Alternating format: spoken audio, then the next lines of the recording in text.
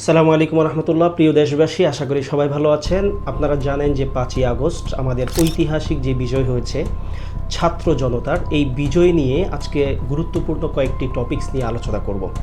প্রথমত হচ্ছে বর্তমানে অনলাইনে ঘুরপাক খাচ্ছে যে আসলে এই বিজয়টি কার মাধ্যমে এসেছে।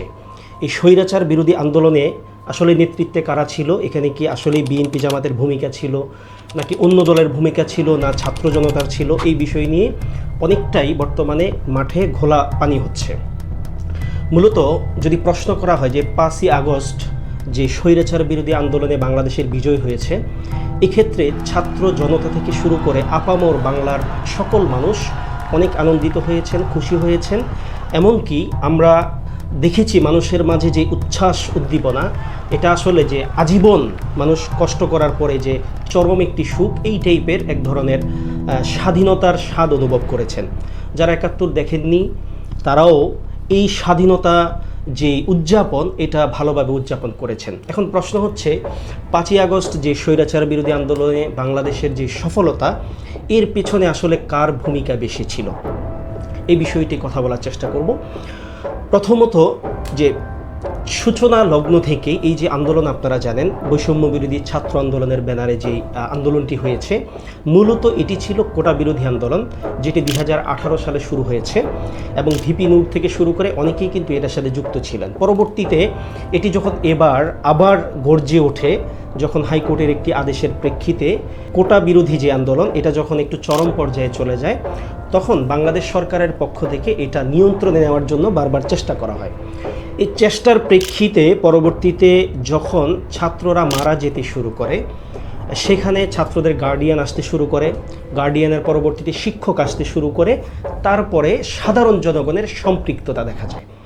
এরপরে যেটা হলো ধীরে ধীরে বিভিন্ন দল এবং গোষ্ঠী, যেটা হচ্ছে বিএনপি থেকে শুরু করে, জামাত থেকে শুরু করে, পরবর্তীতে হেফাজতে ইসলাম থেকে শুরু করে, ইসলামী রাজনৈতিক দলগুলো থেকে শুরু করে অনেকেই যুক্ত হতে শুরু করেন। মূল বিষয়টি যদি বলা যায় যে এই বিজয়ের মালা কাদের গলায় পরানো উচিত, এক্ষেত্রে আমি বলবো যে বৈষম্য বিরোধী ছাত্র আন্দোলনে যারা নেতৃত্ব দিয়েছেন বা ছাত্রদের যে বিষয়টি, এই ছাত্রদের পরিপূর্ণ আসলে দাবিদার। তারপরেও অন্যদের যে সম্পৃক্ততা ছিল না, এটা কিন্তু নয়। আপনারা জানেন যে এর সূচনা হয়েছে ছাত্রদের মাধ্যমে, বিশেষ ভূমিকায় ছিল, বিশেষ ভূমিকা অর্থাৎ এরাই হচ্ছে অগ্রগামী বৈষম্য বিরোধী ছাত্র আন্দোলন, যারা এটা কন্ট্রোল করেছিল, নিয়ন্ত্রণ করেছিল।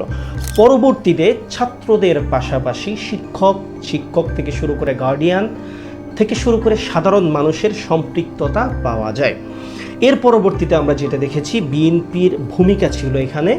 পরবর্তীতে বিএনপি যুক্ত হয়, আপামর জনতা পরিচয়ের মাধ্যমে বিএনপি যুক্ত হয়। বিএনপি যুক্ত হওয়ার পরবর্তীতে বিএনপির বেশ কিছু অনলাইন অ্যাক্টিভিস্ট যারা দেশের ভেতরে এবং বাহিরে আছেন, তারা এটা আসলে অনলাইনের মাধ্যমে কিছুটা হলেও সাহস জুগিয়েছেন। পরবর্তীতে এখানে ইসলামী দল হেফাজত থেকে শুরু করে অন্যান্য যে রাজনৈতিক দল আছে, জামাত ইসলামী আছে, তাদের আসলে সম্পৃক্ততা ছিল। বর্তমানে হতাশার বিষয় হচ্ছে, আমরা অবাক হয়ে যাই যে বিজয়ের পরবর্তীতে যেটা আমরা দেখেছি যে ছাত্রদের বৈষম্য বিরোধী আন্দোলনের পরিপ্রেক্ষিতে আমরা পরিপূর্ণ এখনও হিসাব পাইনি। এই হিসাবটি হয়তো 2 থেকে 3 হাজারের মধ্যে চলে যাবে, যে ছাত্র এবং জনতা যারা শহীদ হয়েছেন, যারা শহীদ হননি কিন্তু অসুস্থ হয়েছেন, যারা গুলিবিদ্ধ হয়েছেন, এই সংখ্যা অগণিত।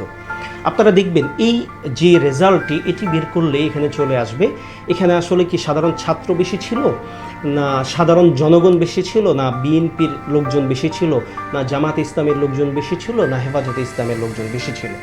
অর্থাৎ আপনি যদি এই হিসাবটুকু টানেন, তাহলে দেখবেন এখানে সাধারণ ছাত্র জনতাই বেশি। অনেকেই এখন হয়তো এটা বলছেন যে না, বিএনপি এককভাবে এটা করেছে, এটা আসলে সম্পূর্ণ মিথ্যা কথা।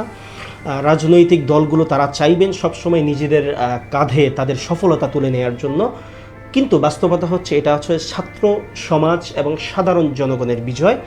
তাদের মাধ্যমে এটি বিজয় হয়েছে এবং এখানে তাদের অবদান বেশি।